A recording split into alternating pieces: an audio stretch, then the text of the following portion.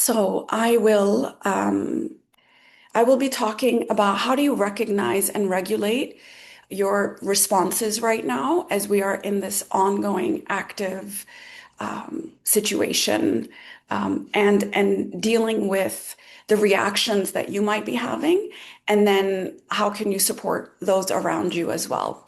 So what I'm going to take you through is just to recognize the common reactions you can have. So you just know what is normal, so you don't think that this is a very foreign response or a very unusual response. What is common right now? We are in a sort of acute stress situation right now where things are happening actively, things are changing minute by minute, hour by hour. So what can you expect from your nervous system and from the people around you? I'm going to give you some ways that you can get through these difficult times and how do you create safety for your nervous system. I've had a lot of reporters reach out to me and say, how do we create calm? I like, well, calm may not be what we need to create right now. Calm is a long shot, and calm is not realistic. And so we're not going to shoot for calm. We're going to shoot for self-soothing. We're going to shoot for regulation. We're going to shoot for how do I steady myself? These are the words that we're going to use. If you put the word calm out there, then anything that is not calm is going to feel even more anxiety provoking. So let's get rid of that word. We're not shooting for calm. We're shooting for steady. We're shooting for regulation. We're shooting for self-soothing. Okay. And some tips on social media use. It is an awesome thing to be aware and to know what's going on and also to feel connected. But there are some things that we need to do to make sure that we're getting the benefit and not the downside of this. And then what to say and not to say to others during this time. So I'm going to try to move you through all of this quite quickly, and then we'll have some time for Q&A as well.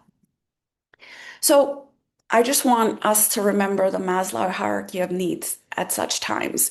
When there is audible and visible threat, which is what is happening right now in Dubai, and in the UAE and in the region, we can expect that our nervous system is automatically going to mobilize.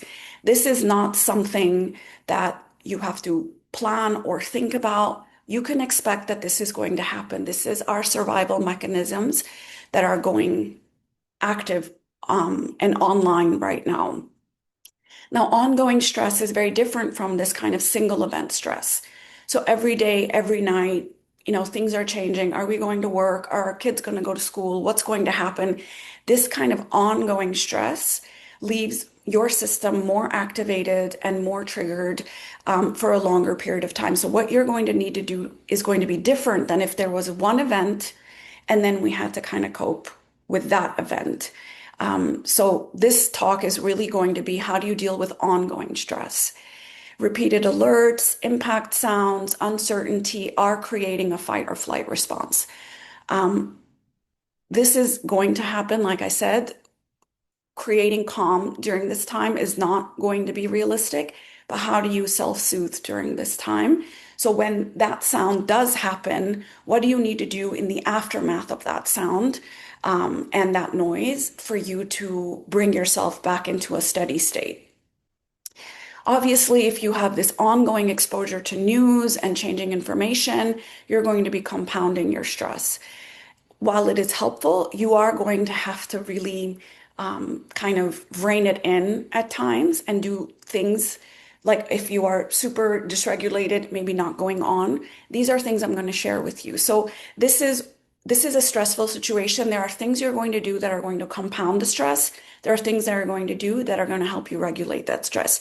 So right now, our basic needs are feeling like they're under threat, right? Our physiological needs, our safety and security needs, our love and belonging needs. These are things that are actually feeling very threatened right now.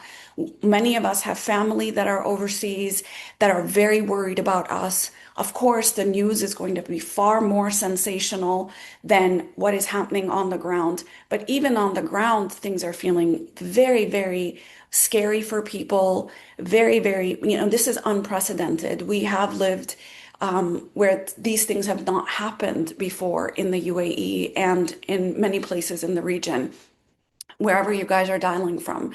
And so, of course, all of these needs are going to feel more compromised and it's going to feel quite disrupted.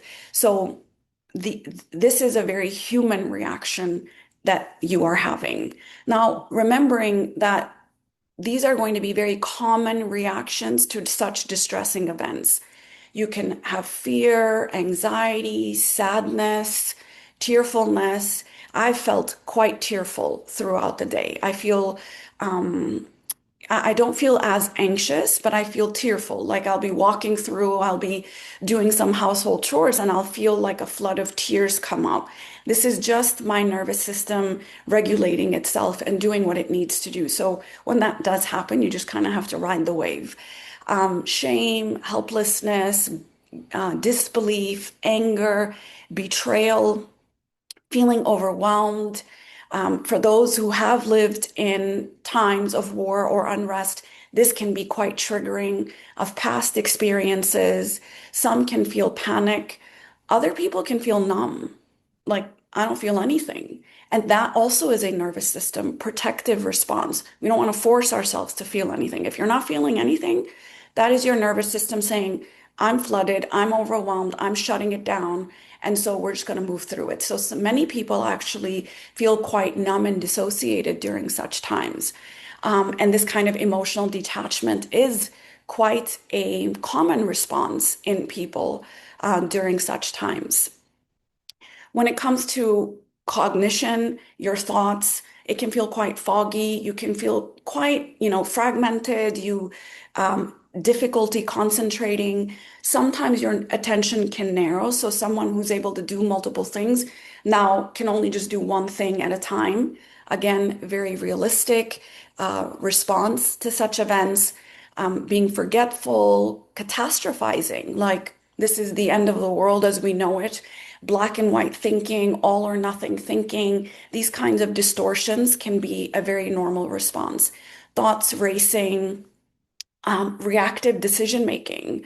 Um, Again, all are very normal.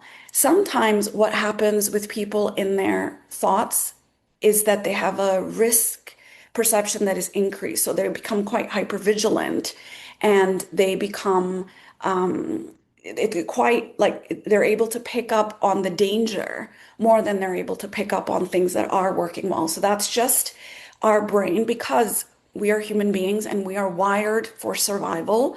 When we are under stress or under such, when our bodies and our minds are feeling like they're in this kind of traumatic response, then what we can do is we can kind of zero in on things that are dangerous, zero in on things that are feeling threatening. And what we're going to need to do is we're going to need to create a wider window, which is what I'm going to take you through after this. But it's very normal to kind of see only risk and danger everywhere. That is part of what has kept us alive and surviving for, eons on Earth, is that we were able to detect threat. We're not going to be able to detect, blue skies and clouds when we are under a stressful situation, but we are going to be able to see the threats very, very easily and quickly. And then physically, what you're going to feel in your physical body. Now, fight or flight, sometimes we think that it's only emotional or it's only cognitive, but it's actually a very visceral physical experience as well. Sometimes people don't feel the emotions at all, but they feel it a lot in their body. I've heard a lot of men talk about having thoughts and physical reactions, but over emotionally, they feel quite detached. But this kind of heaviness in your chest, shallow breathing where you're breathing from up here and not down here, a knot in your throat and your stomach, fatigue or exhaustion, when your body is working overtime to regulate itself, you're just going to feel tired. So people are, saying that they're going to bed early, they just want to sleep a lot, they're tired a lot. Very normal. GI responses, nausea, stomach pain, diarrhea, headaches, muscle pains and aches. All of this can be happening when you're feeling wired and unable to relax, changes in your appetite, feeling numb or disconnected from the body. I know I put emotionally numb, but it's also physically numb. Like you can't really feel physically anything. And so that is also very normal. Fragmented and disrupted sleep. Obviously, with noise and threat overhead, that is going to fragment your sleep, but also your nervous system being dysregulated is going to it's going to fragment and disrupt your sleep. Spiritually, a lot of people, have a crisis during such times. And sometimes it doesn't happen right away, but sometimes it does. Sometimes it happens after the fact. Like, what is this all about? What are we doing? Loss of meaning, loss of purpose, questioning your beliefs. Why am I here? What's going on in the world? What's the point of all of this? Feeling numb or disconnected spiritually sometimes is a normal reaction to trauma. Other times, people will lean in a lot more to their spirituality and to their religion. So they might actually be praying more, they might actually be engaging in their practices more. But it is also very normal to say that actually I don't want to believe in anything right now. I don't believe anything right now because you are feeling quite betrayed, quite unsafe. And so this kind of heightened existential anxiety, reevaluating your priorities, all of this can come under this kind of spiritual crisis that can happen during such times. And then lastly, behaviorally, things can change too. A lot of people have said that, I really want to be there for my friends. I want to be there for my community. I want to talk to people, my family that is overseas, but I don't have it in me. And that actually is very normal. Like, how do I explain to you what I'm going through? How do I tell you what is happening inside of me? How do I not have to deal with your anxiety? So people can actually start to avoid and just withdraw from people. Some people engage in numbing behaviors like overworking or Netflixing or substance use just because it feels too overwhelming for them. Um, People are finding it hard to relate. I'm sure all of you have seen on social media, there's a lot of judgment coming. Why didn't you guys leave earlier? You knew this was going to happen, this kind of stuff. So it's just like hard to relate. Like, how do I tell you this is my home? This is where I belong. This is not just a place I'm visiting. I'm not just going to leave here. And so it's hard to relate and to constantly feeling like you're pushing back up against someone. So you withdraw socially, or you might find yourself being more irritable or having a short temper. It's happening for me. I'm just, you find yourself feeling very sort of short fused, where someone talks to you and you just don't have it in you to be patient, because so much of your resources are being used up right now. Hyper monitoring the news, social media, constantly looking to refresh. Is there anything else?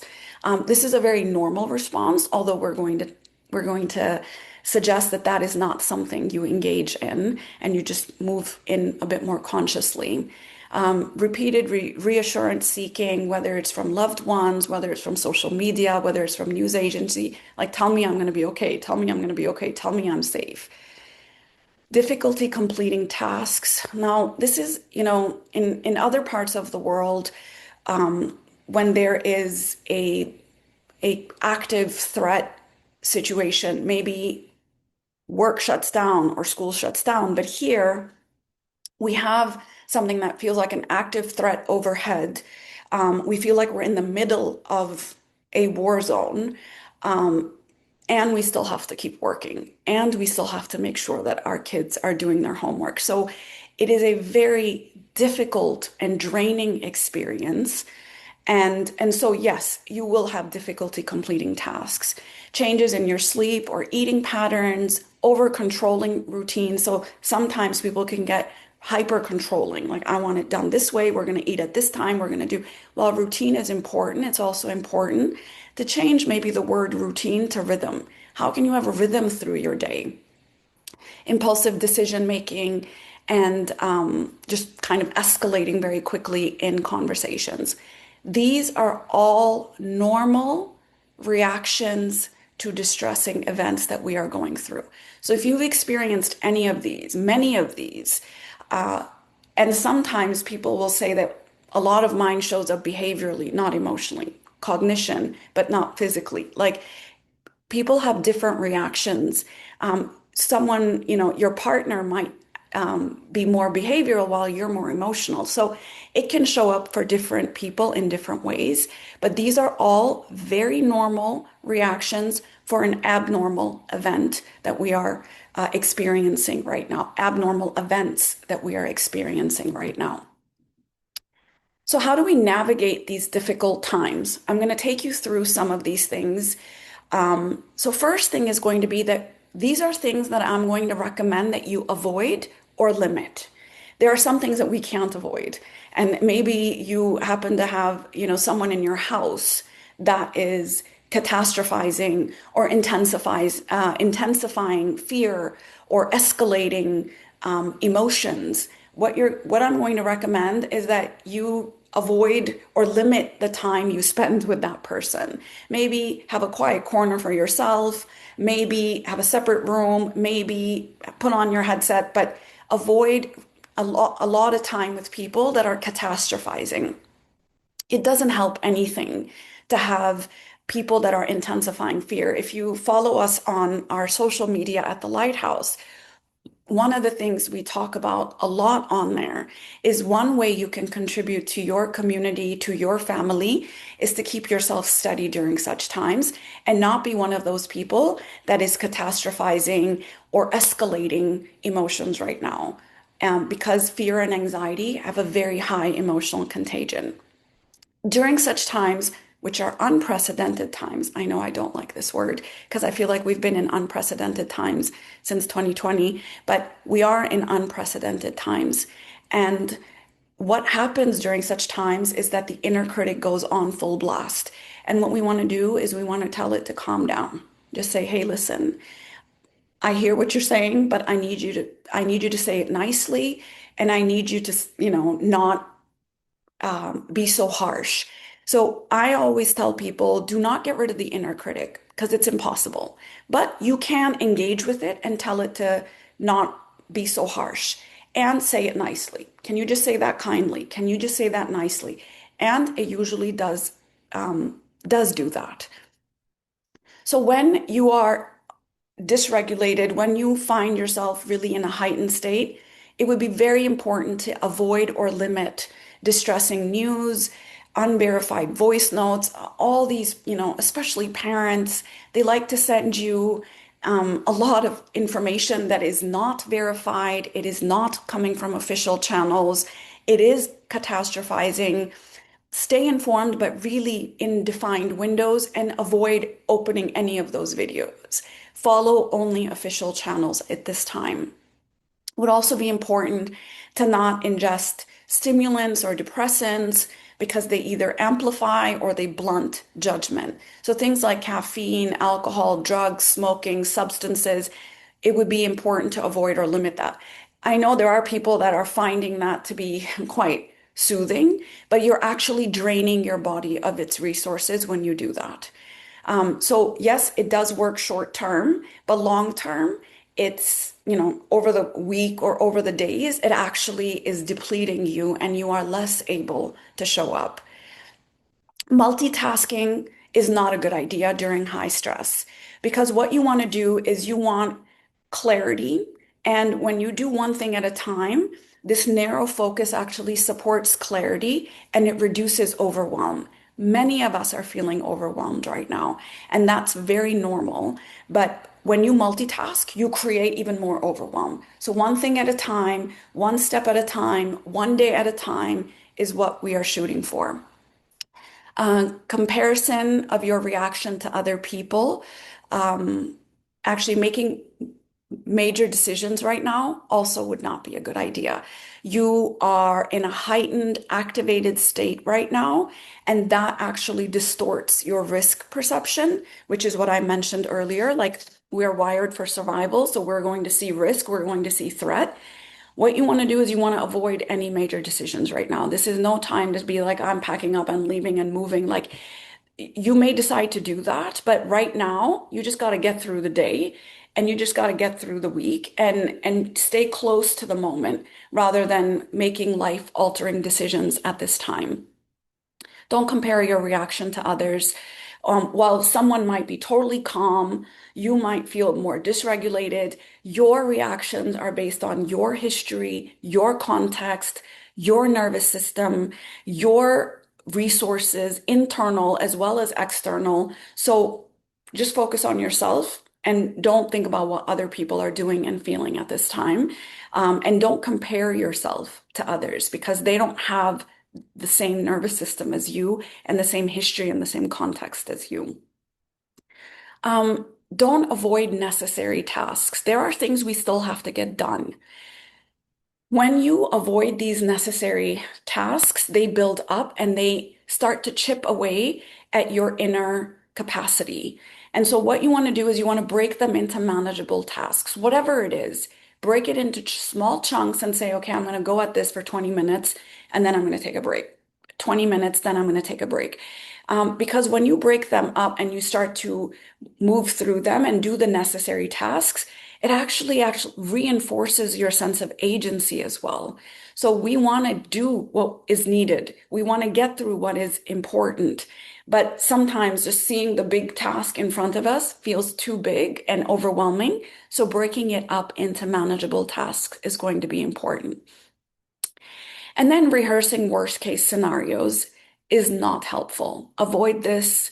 I know that's where your mind is going to go. You're going to rein it back in and you're going to say, okay, what is our plan? Some people have a bag that they've packed. They've put things in that bag, documents. They've uploaded soft copies of, documents send them to other people just so they have them. They have chargers, battery packs, water, things like that, that is ready to go in case they have to leave their home. But that's it. You prepare and then you lift out of that space. This catastrophic looping is going to increase your activation and make you actually less able to be functioning during this time. It's going to be very important to prioritize rest. Now, I know I talk a lot about sleep, but that might be a far stretch right now. But what you want to do is you want to create space for rest.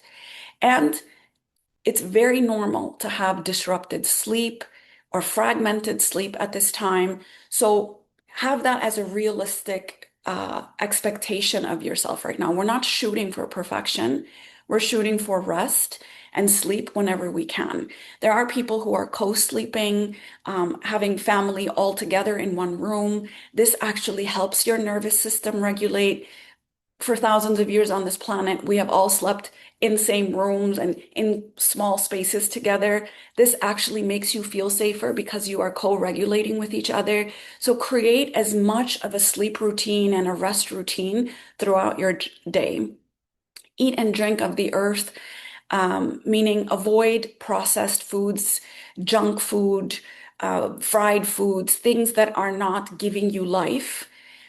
Whenever we are in times of crisis, we want to think of a bottom-up approach. Top down feels overwhelming. Our thoughts are running, they're racing. We feel like we can't get this to organize itself. So use your body to regulate your mind. Just a quick fact on how our body regulates. We have the vagus nerve. The vagus nerve imagine it's a mind-body connection, and it is a 10-lane highway.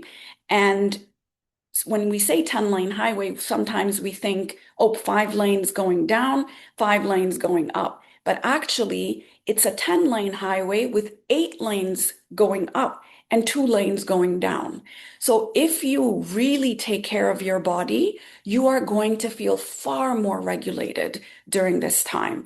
So sleeping and resting and eating and moving to help discharge energy, shaking and tapping and breathing, these are all going to be very important to create calm, because 8 lanes going up, when it's a calm body, the mind is going to be calmer. When it's a activated body, then the mind is going to be even more activated. And sure, I can give you coping skills to, oh, do this with your thoughts and do this with your thoughts. But if the body is dysregulated, that part of your brain does not it's not as active, because the amygdala, which is the fight or flight response, is more active if you are not rested and calm in your, or I should say, steady in your body.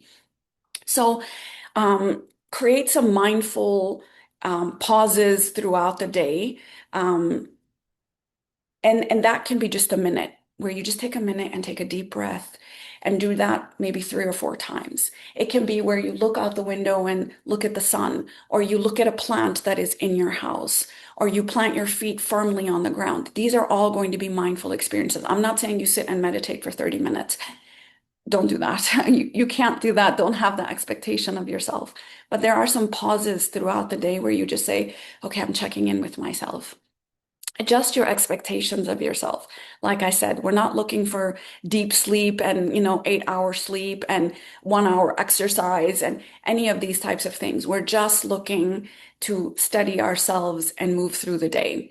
Um, Create space for yourself to feel, but also for those who don't want to feel, it's okay. Now, for those who do want to create some space, because we're feelers and we need to have some space to do that, I think it's really important that you acknowledge difficult feelings with compassion. This is not about, oh, why is this happening? Why am I doing this? Dedicate times of your day where I'm going to do this at 5 p.m., or I'm going to do this at 9 p.m., or I'm going to do this at 11 a.m., where you say, I'm going to address, and this can be through journaling, this can be through a therapy session. Um, Naming your feelings helps to tame those feelings, because we get a sense of control over what we're experiencing. So if you don't have a big vocabulary for feelings, Google feeling words and it will give you feeling words. But the more nuanced you can get about naming those feelings, the more it's going to help you. Journal, creative expression. This can be through art or through music or through dance. Anything to discharge what you are holding in your body is going to be good. If you are checking in on people, do sincere check-ins, connect with safe people. We are co-regulators. When we are dysregulated, even a Zoom call with someone who is regulated can help. And this is why, if you don't have those kinds of people, it would be important to have a therapist or do a support group or somewhere where you can say, okay, I can come, I can talk about it in a space where it is facilitated and it's a calm environment. Um, so for those who don't want to feel, I think it's really important that not everybody needs to feel right now. Goal is to stabilize, not to process. And that's okay. For some of us, we are compartmentalizing because we've got to show up for our family, we've got to show up for our community, we've got to show up for our teams because all of them are looking to us for leadership. And that's okay. So what you want to do is you want to stabilize instead of process during this time. And you do light touch awareness. Light touch awareness is basically these pauses throughout the day. What am I feeling right now? Okay, I feel okay. I feel steady. And where's there tension in my body? Okay, I feel a little bit in my chest and maybe a little bit in my gut. I might shake it out a little bit, and that's it. Nothing to unpack, nothing to journal, nothing to do much with, but just a light touch of I'm here, checking in, I'm okay. Um, you can also create feeling containment windows. What are those? These are 5 minute windows. Now, I'm a feeler, but I've got people that I need to show up for. So, what I might do is 5 minutes where I journal. I sometimes do that on my phone, sometimes I do it writing, put the timer on, check in with myself. 5 minutes, this is what I'm feeling, this is what happened, this is what I'm going through. 5 minutes are up. close the journal, and move forward. And that containment actually reduces flooding. So even like bit by bit, I'm addressing my feelings, but I'm not, and I'm not letting them overflow. I learned this the hard way through COVID, where I would just kind of compartmentalize them and get through. And by Wednesday, I would have like a breakdown. And so now I know that I need to take out, the feelings bit by bit, but not in these big chunks during such times. And it's okay to say, now is not the time. I'll deal with this when the time comes. And that's okay for you to say. So defer to a later time is very okay to do. Now, ways you can create a more regulated nervous system. There's going to be three pathways. One is going to be through the body, one is going to be through your environment, and one is going to be through relationship. These three pathways are evidence-based pathways for you to create more steadiness within your nervous system. Okay. The first way is the embodied way through the body. Now, engaging in breath work is going to be very important. Breath is the fastest way you can turn on your parasympathetic system. And usually the inhale is short and the exhale is long. But there are breath apps, and there are breathing apps, videos you can download, watch on YouTube on breath work through anxious times or breath work to bring calm into your system. Humming and singing is also very helpful. So you can just do that, and that actually strengthens your vagal tone. The vagal tone, which is the 8-lane highway. So the stronger it is, the more resourced it is, the more steady we will feel. This is not to say that we're dissociated. This is not to say that we're denying that this is a very, very stressful and scary situation. It's just that we are steady through it. Touch really soothes the nervous system. This is you containing yourself, and it's called body resourcing. Putting hands under your armpits, tapping on your shoulders, tapping on your legs, rubbing the back of your neck, your ears, your chest. These, putting one hand on your chest and one hand on your stomach, these are all very soothing for your nervous system. And just saying, I'm safe, I'm okay. I am here right now.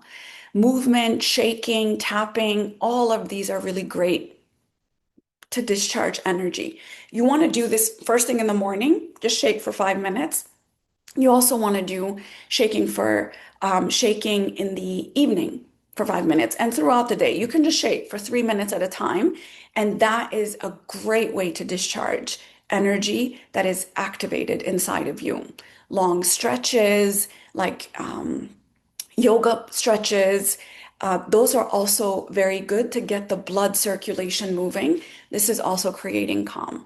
You can take cold showers or put your face in the ice. Cold compresses on your face and your neck are going to be a great way to regulate. Environmentally. Now, yes, there are loud noises overhead. This is something we cannot avoid, and this is not something that we can stop.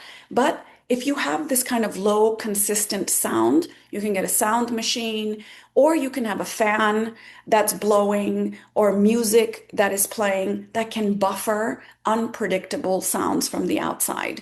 You can use scent like lavender, patchouli. All of these are just going to tell your system that things are okay. Even though your thoughts are saying things are not okay, when your body is like, no, it's okay, then your mind is going to follow along. So, how do we create a sense of soothing and a sense of steadiness in your environment? Warm, soft lighting, weighted blankets are great. I have a weighted blanket. You can put it on your legs even throughout your day, or just even, when you are working, you can have it on your lap or before you go to sleep, just for a little while, put it on your body. Warm tea, warm showers, holding something warm. I know I said cold. Cold is also great. Warm is also great. These are all ways that you're going to be soothing yourself. Flowers, plants, even screensavers with calming pictures have been shown to be soothing. And then relationally connect with others that are either in your life, you're remembering them, or they're imagined. These are all great ways where you can offer support, you can receive support, be balanced in the way you show up.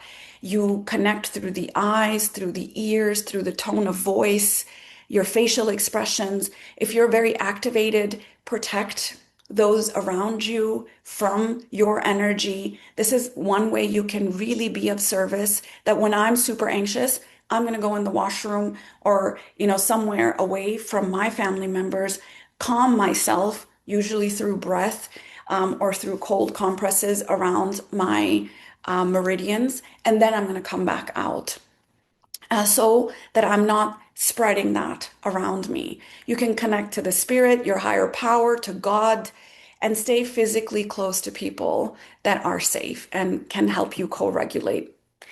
Now, I want to say a few words about the startle response. These are loud and distressing sounds that are happening above us, around us. And so, a few ways you can actually reduce that is that you can expect it. Just say, this is going to happen. So you're not startled every time that it happens. This is going to happen. There are things that are being intercepted above us, around us, and your body is going to feel that as the noise moves through the walls inside of your home. Anticipating it, it actually reduces the secondary shock. So instead of, oh my God, what just happened? You can say, there it is. So when you expect it, it actually causes less of an activation inside of your body.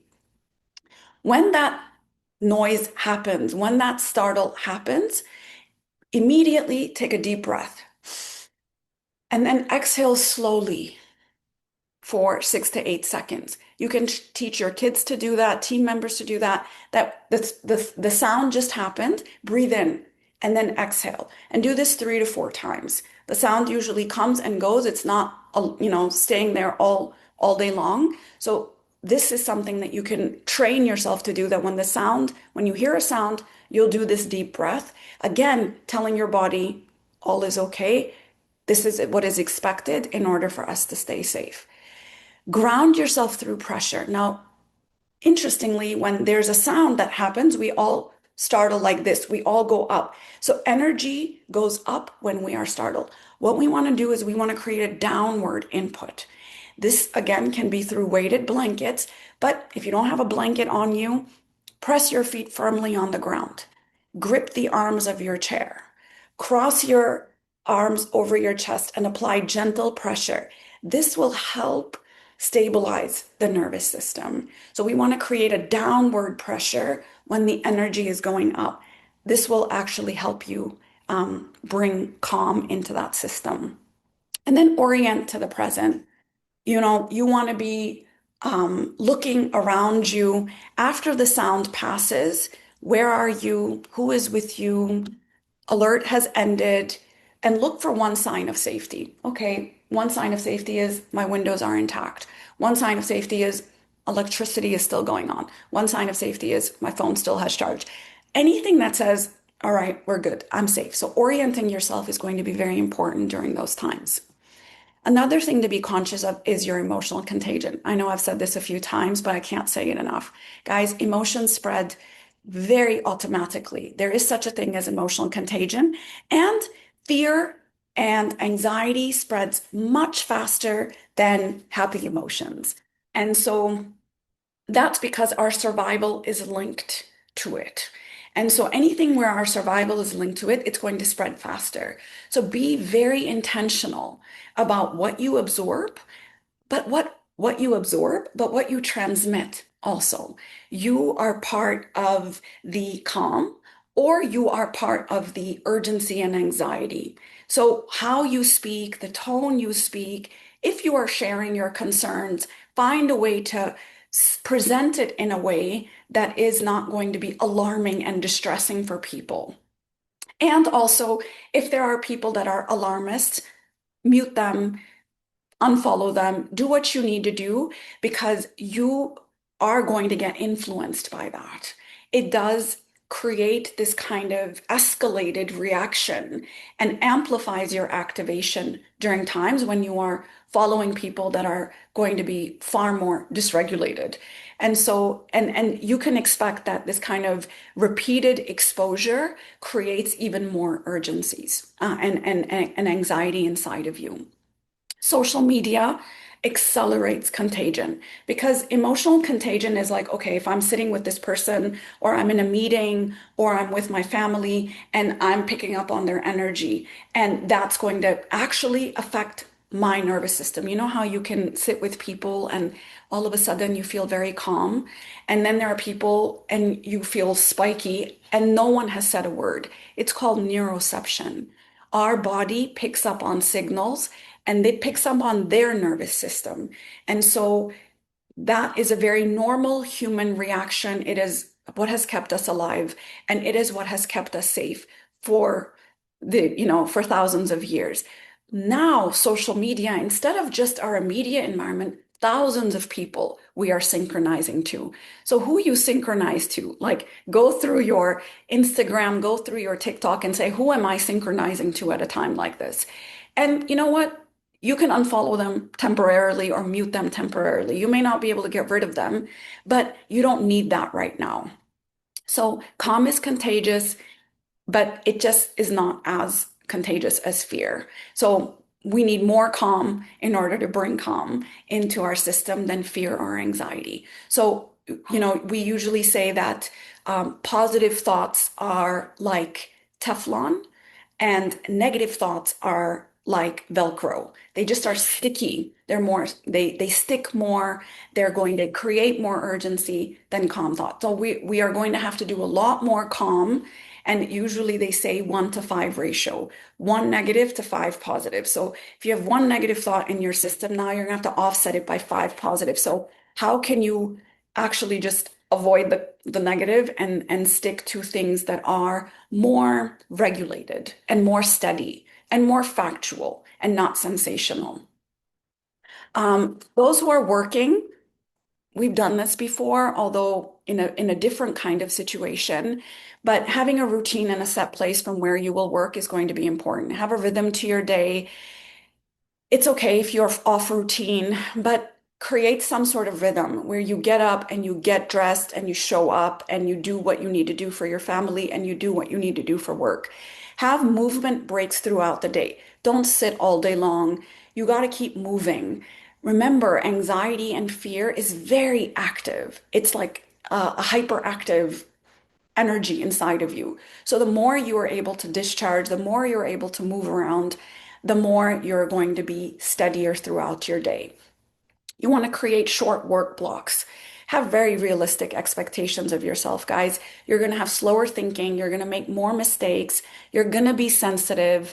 And it's okay to talk to your managers at work and say, this is really hard for me. And I'm still going to be able to show up, but it's just going to look a little bit different. And, or I might not turn my camera on, or I might, just tell me what I need to do and then I'll get it done. And, so there are ways that you can ask for what you need. And just checking in with yourself physically and emotionally, taking breaks throughout the day is going to be important. Conscious social media use, just know that things are going to be distressing when you turn it on. So if you are already dysregulated, do a body scan, do an emotional scan. How am I feeling right now? I'm feeling quite active right now. I'm going to stay off of social media and go do something that is going to actually be helpful. Even doing household chores right now. I did laundry and folding clothes and cleaning my counters, and all of this stuff actually helped me stay in. It made me feel like I was in control of my life. So even doing basic, simple tasks at home is going to be helping create a sense of agency inside of you at a time when you feel like you might be feeling powerless. And so do a body scan. If you're not feeling okay, don't go online because that's not going to help you. Look around you. Everything is okay. Everything is safe. And then go back to doing what you're doing. And then when you are okay, to check online, then you can check online. Because it takes energy, guys. And if you don't have the energy, don't go online because it's going to activate you because you're not just looking at what's happening in the region. You're seeing all the catastrophes that are happening around the world. And oh, now there's going to be rain next week. And now there's going to be things that are happening in other corners of the earth. And you just don't need that right now. So really give yourself permission to limit your exposure, take breaks, avoid sensational people right now. Stay super clear of posts that are panic or overly dramatic. Follow accounts, repost accounts that are more regulated and that are sharing things on how do you get through these times. Instead of forwarding or looking at unverified posts, just follow the official channels and practice empathy and only, and repost compassionately. Some things not to say to people because I've literally like heard it all, and these are things that are not helpful. Okay, why are you upset? You're safe. You're being so dramatic. Don't overreact. Come on, you guys should be used to it by now. You live in that region. This is really getting out of control. Did you hear about what's about to happen? This is just the beginning. Not helpful. Not helpful at all. And unintentional harm where you're telling people what to do. Like, you just need to do this. Like, don't tell me what I need to do. I'll figure that out. All I need you to do is create a container where I can just vent sometimes. Any statement that begins with at least, you have a roof over your head. And there are people who, it doesn't help. A person who is dysregulated it doesn't help to hear such things. Don't cry, calm down, you're fine, it's not that bad. Now remember, these are not actually wrong things to say, but they just can feel very dismissive to a person who is feeling very dysregulated. What you want to do is you want to actually say things like, how are you doing? And if you want to talk, I'm here. I'm just going to hold space for you. If you can't hold space for someone, you can actually say, you know what, I'm actually not able to hold that space for you right now. I'm feeling quite dysregulated myself. And this is why I think it's really important to have a therapist that you can talk to because they are trained to hold space. And therapists who are not able to hold space are going to not be seeing clients right now. But there are many in Dubai, many clinics that are online. Lighthouse has many clinicians. They are saying, your experience matters to me. You can come and talk to me about it. And um, offer choice. What do you need right now? Can I order you something? Can I book an appointment for you?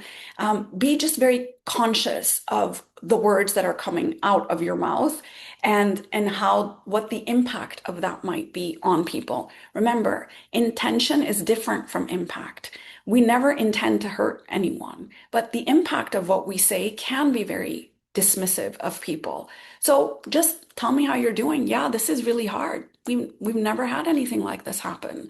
Or I can see why this is hard because you had that happen when you were a child and you've lived through something like this. I can imagine that this would be so triggering for you. Just reflecting, validating, asking open-ended questions. Your experience matters to me. I'm here for you. Don't apologize for crying. This is a hard time we're going through.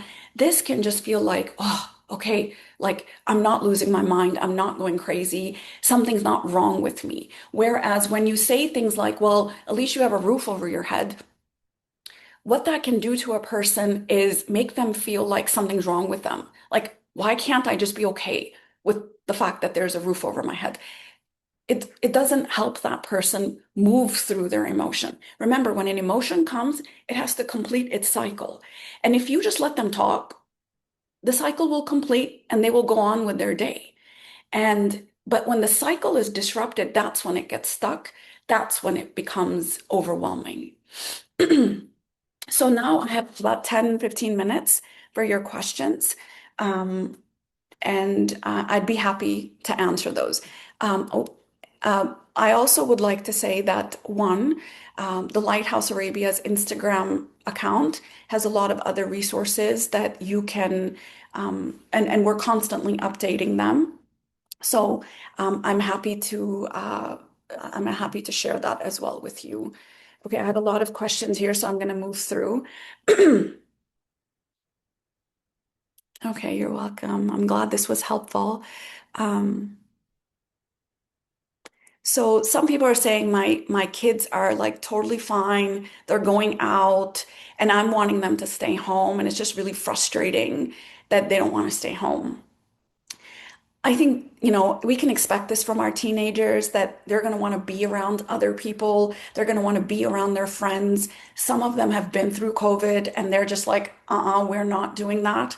And we're going to be with our people. And so as long as they're being safe, I think it's important, like to have that. It's okay for you to have your friends over and, and, uh, and you're, um, it's okay to be together, but you have to be indoors. Like it's okay to have these kinds of parameters and rather than having them inside of your home in front of you.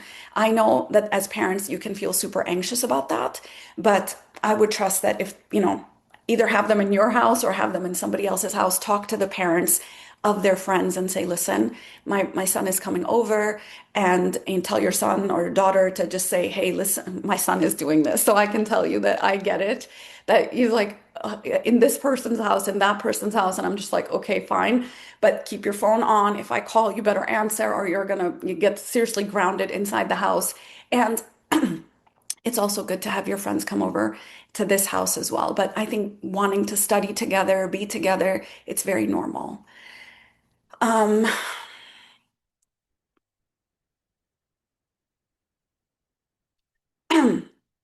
so somebody is saying, what do I tell my kids? Guys, at 5 p.m. and with literally in 4 minutes from now, there's another talk happening. You can go on the Lighthouse Arabia chat. And how do I put this chat? If you go on the not chat, Lighthouse Arabia Instagram account, the parenting talk is going to be at 5 p.m. today. So you can literally hop onto that one and it gives you phrases and scripts and things you can do with your children, things you can do as a family to get through this time. It's at 5 p.m. today. So you can go on that Instagram account. Did I put L? Sorry, guys, I don't have my glasses on. I feel like my eyesight got worse in the last few days. I think that's also a very normal response. Like everything starts to feel like it's not functioning in the same way.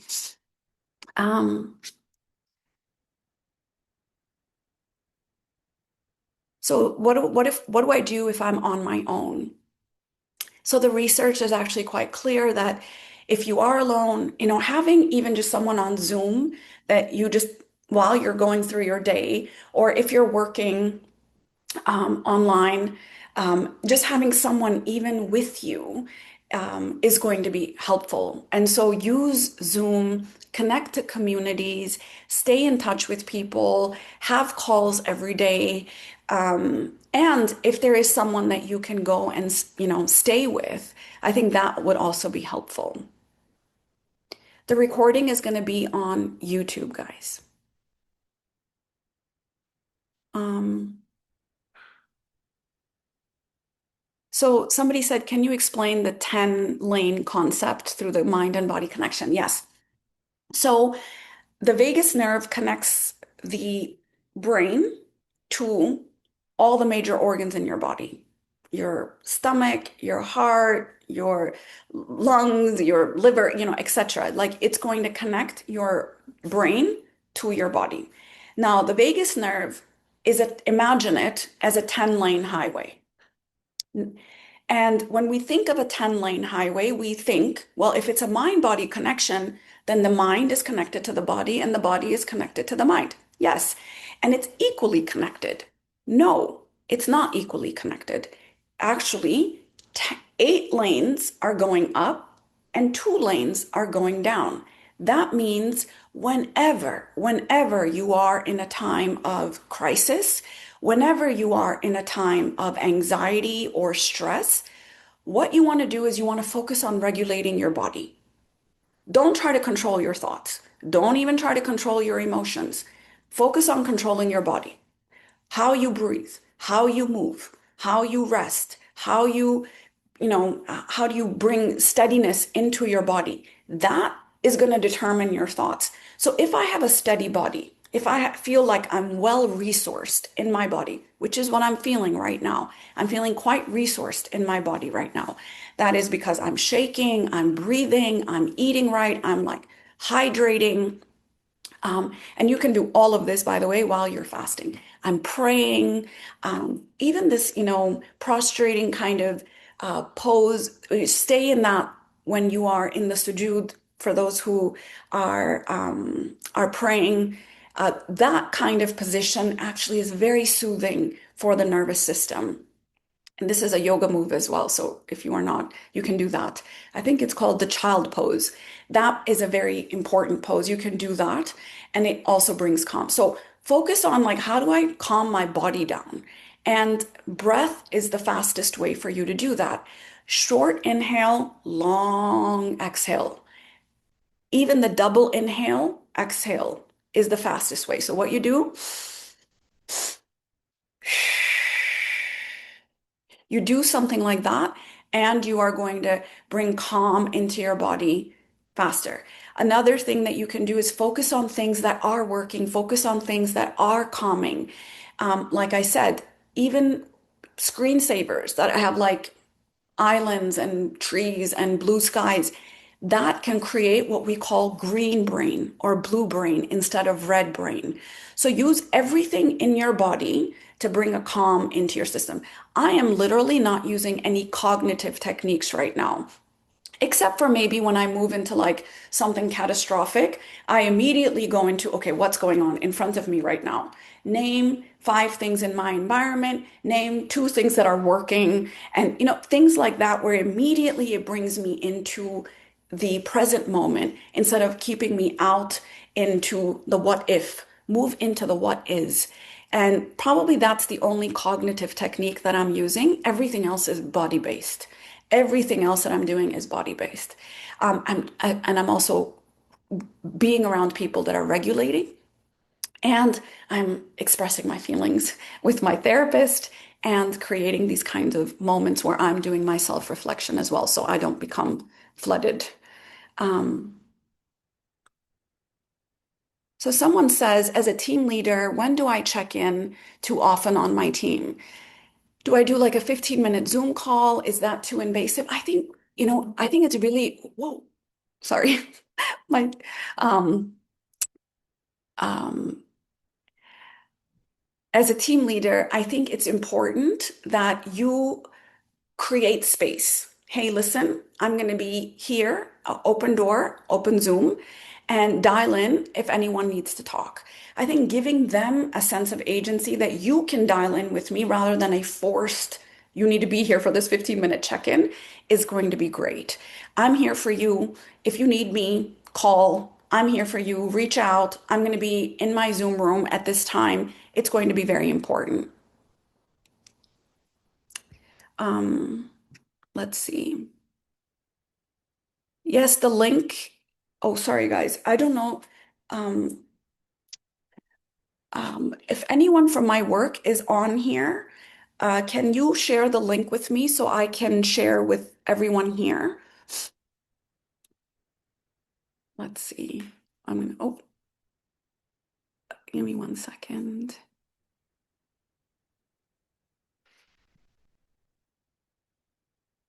Nobody has, I don't think anybody from my work is here. Oh, here we are. Let me see if I can copy. Okay, guys, this is the parenting Zoom. You don't have to register, just dial in. Bye to all the parents.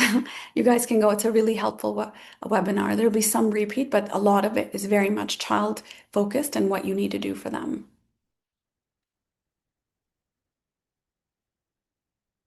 How to handle triggers that come up, especially noise related. Like I said, anything noise related, it moves your energy upward. What you want to do is you want to create energy downward. Um, so, what I shared with you about how do you reduce the startle response, tell yourself it is very normal that there will be loud noises, even if it's like a door closing or something happening. Just say there, we are living in a time of loud and scary noises. Tell yourself, expect that from yourself. When the loud noise comes, train yourself to immediately take a deep breath instead of, because we hold our breath, right? Train yourself to say, and then do a long exhale and do that 3, 4 times. The third thing that put pressure on your body downward. So I'm literally like right now there was something that happened in my house, like something shook. So I went like that. And so I immediately did this, okay, bringing it down, and I pressed my feet onto the ground.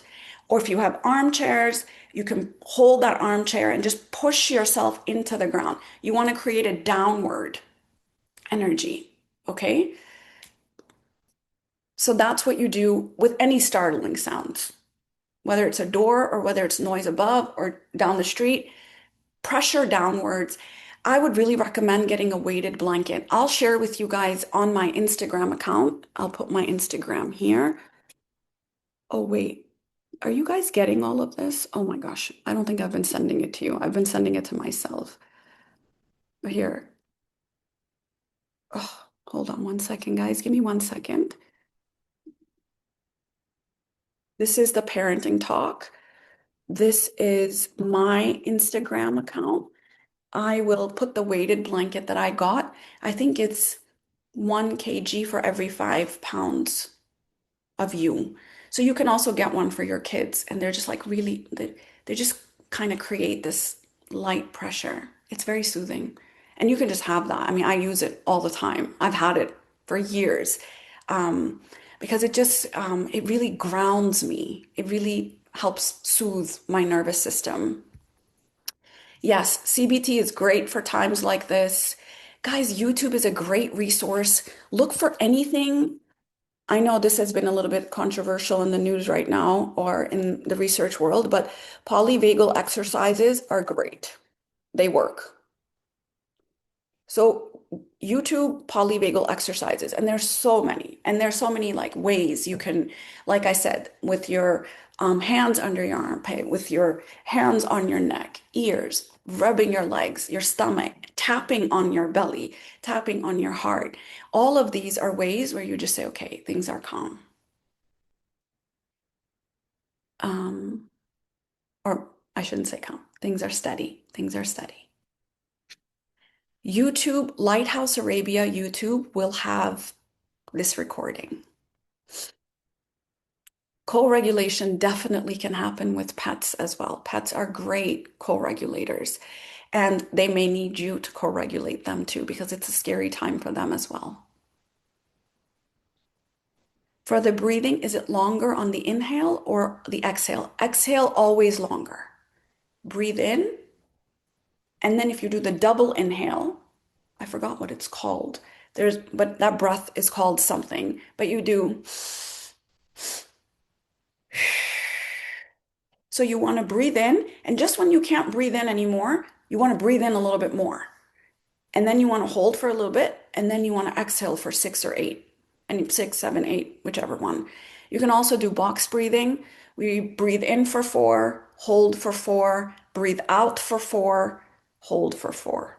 But longer exhales are always better for calming your nervous system. Um, So there's a man here that is saying that, I feel quite emotional, but I know I have to man up and stand tall. But I have a lot of emotions. I feel very anxious and I'm feeling like I have to keep it all inside. This is really hard when you are the man of the house or the parent or the single parent. Like, these times are very hard where you have your own feelings, but you have to show up for those around you. So if you're a leader, if you are the man of the house, if you are a parent, a manager, anytime you are showing up for people, you are going to have to spend a lot more time and energy to resource yourself, to regulate yourself so that you can show up for your people.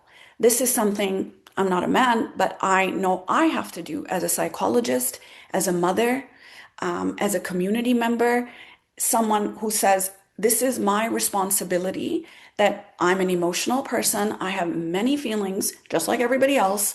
I'm not a robot. I feel things. I feel a lot of things.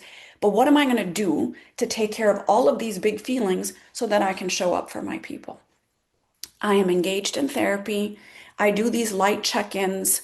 I do the containment protocol, which is this 5 minute journaling, closing, moving forward. I do breath work. I shake throughout the day. I I sit in the washroom for periods at a time and just be alone and then come back and show up for my family. So the responsibility for people leaders, parents, fathers, etc., is going to be higher because they are looking to you to say, am I going to be okay? And that means you've got to give them that sense everything's going to be okay because we are going to be together and I've got this and I've got you. They've got to feel that strength from you. So if you don't have that, you're going to have to find a way to create that. And this is what this whole talk was about. How do you do that? For um, okay, yeah. So somebody told me it's called the physiological sigh. That's it. The breath work. Thank you guys. You guys are all awesome. Um, let's see. Is it normal for this to trigger past experiences? 100%. This was part of the first few slides, so it seems like you joined a bit late, but it's very normal for any traumatic experience to surface when you are feeling this vulnerable. And so it's very normal, but it's very important at this time to orient yourself into the present day. It's March 2nd. This is where I'm at. This is where, so saying things like that is going to be very, very important. Um, let's see. Yeah, the chat wasn't activated, guys. Um, I think I got all these questions. So, like I said, this session was recorded and it will be on the YouTube channel. I will be doing it again tomorrow because it was overbooked today. So I will do this again tomorrow. It'll probably come out a little bit different tomorrow. So you're welcome to join tomorrow as well. These are all free to attend, and the parenting one will also be done. Um, so guys, remember, take care of your body, regulate yourself, manage what you see on social media, have moments throughout your day where you're just like, you know, letting it go because we all are carrying it right now, right? You can feel it in your body. Just drop it, shake it off, and then get back into it. These are all going to be very, very important things that you do to create a sense of steadiness inside of you. And the Lighthouse Arabia Instagram channel is a very important resource where we are putting these things, some of these techniques, some of these reminders, forward those to people that you think will find it helpful. If you have any suggestions for us, please also let us know if there are things that are working for you. Please let us know so we can share them with the community because people do look for us as a lighthouse. And like I said, we're all in these times for the first time, many of us for the first time, and we are all learning from each other. We're all learning how to be with this for the first time in this way. And so, if something is working for you, whether you're working from home with your children, whether you're alone, if something is working for you, send it to us so that we can share it with people too. All right. Take care of yourself. Take care of each other. Uh, do your polyvagal exercises and body work, and I will be with you guys again soon. Take care.